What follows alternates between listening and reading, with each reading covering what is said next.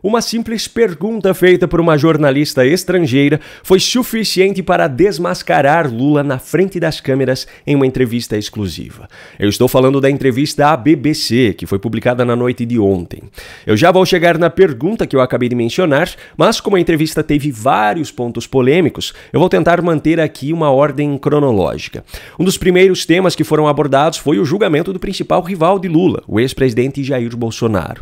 Quando perguntado sobre uma possível interferência política no caso, Lula resgatou o seu próprio caso, acompanhado de uma narrativa falsa sobre ele. Ora, veja, eu acho que ele foi julgado por um crime que ele cometeu. Não tem política nisso. Não tem política. Eu fui julgado sem ter direito de defesa. Eu fui julgado, fiquei 580 dias preso, ou seja, até hoje não provaram absolutamente nada. Para falar sobre esse assunto de uma vez só, já vou trazer aqui outro recorte. Em um outro momento, quase no final da entrevista, quando já havia um jornalista brasileiro fazendo perguntas também, Lula foi confrontado novamente sobre o caso de Bolsonaro e dessa vez o próprio jornalista comparou as duas situações.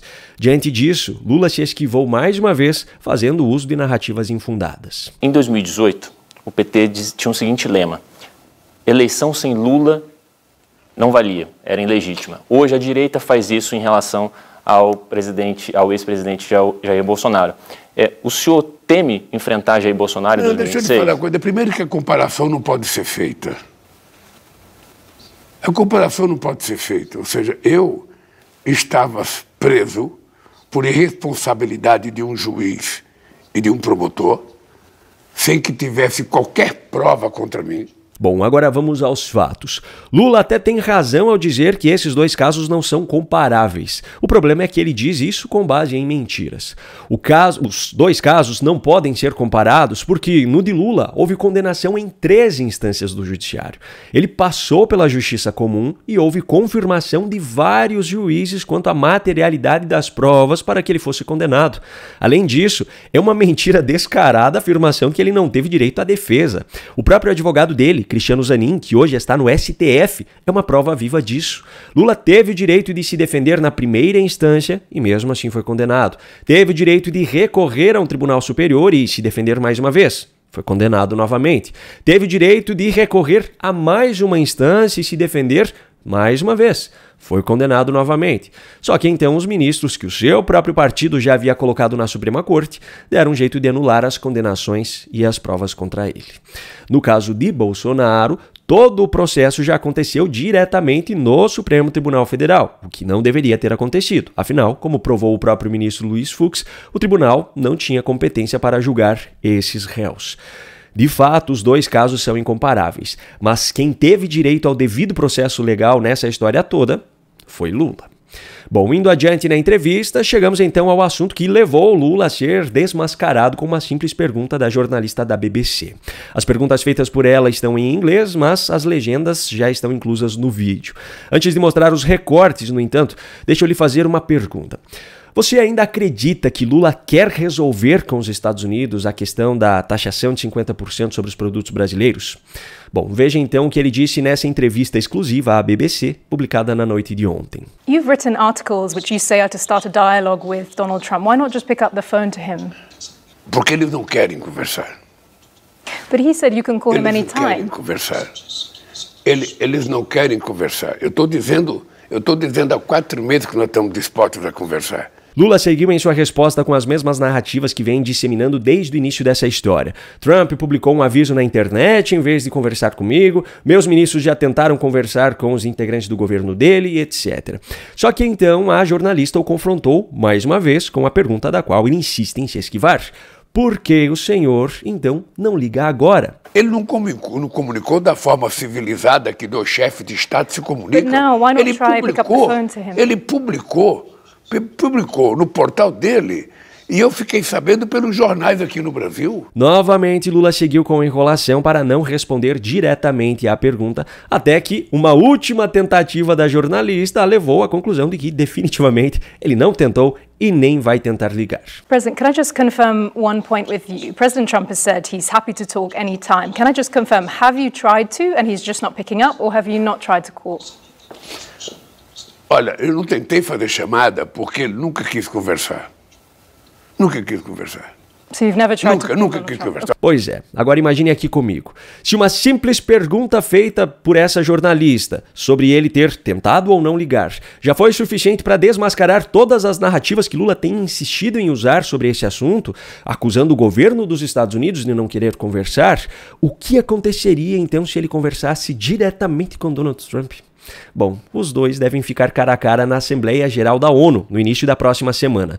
Muito mais do que o discurso de Lula, eu estou curioso para ver o que acontecerá nos bastidores se os dois se cruzarem e Trump disser que está disposto a conversar.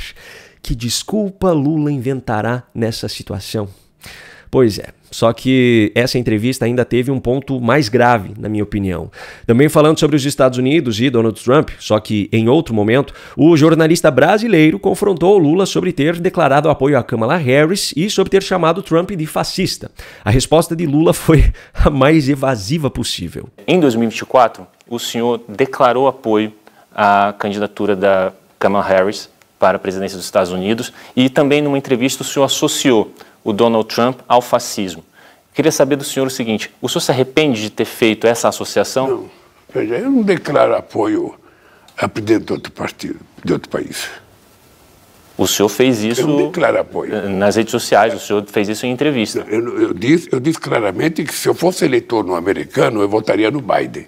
O jornalista o questionou então se isso não seria declarar apoio, de qualquer forma, só que Lula fugiu mais uma vez da resposta. Agora, o que eu realmente quero chamar a atenção aqui é para o uso do termo fascista. Lula foi confrontado novamente na sequência sobre isso e a resposta foi essa. Mas e com relação a associar o Trump ao fascismo, o senhor se arrepende de ter feito isso? Veja, o comportamento dele é um comportamento muito ruim para a democracia. O presidente Trump ele tem negado tudo aquilo que é habitualmente conhecido, sabe, de respeito às instituições democráticas do mundo. Mesmo que fossem 100% verdadeiras essas afirmações de Lula, ainda haveria uma distância muito grande entre o comportamento descrito e a possibilidade de classificar isso como fascismo. Mesmo assim, Lula, seus aliados e a militância de esquerda no Brasil e no mundo insistem em rotular qualquer um que discorde deles com esse termo. Já falei sobre isso em outros vídeos, mas volto a dizer, é esse tipo de discurso que leva à prática de crimes como o assassinato de Charlie Kirk. As frases gravadas pelo assassino nas balas são provas de que ele compartilhava dessa ideologia doentia e as conversas entre ele e seu parceiro, que foram divulgados pelo FBI, evidenciam que Tyler cometeu o crime por estar farto do ódio da vítima. Ele ainda diz que há um tipo de ódio que não pode ser negociado. É exatamente dessa forma que Lula e a sua militância estão contaminando a mentalidade de muitos jovens no Brasil, fazendo-os acreditar que as críticas feitas pelos conservadores ao seu governo ou à sua ideologia são discursos de ódio e que o comportamento dos conservadores é semelhante ao fascismo. Basta uma mente doentia como a de Tyler ter uma oportunidade para que algo parecido com isso seja feito no Brasil.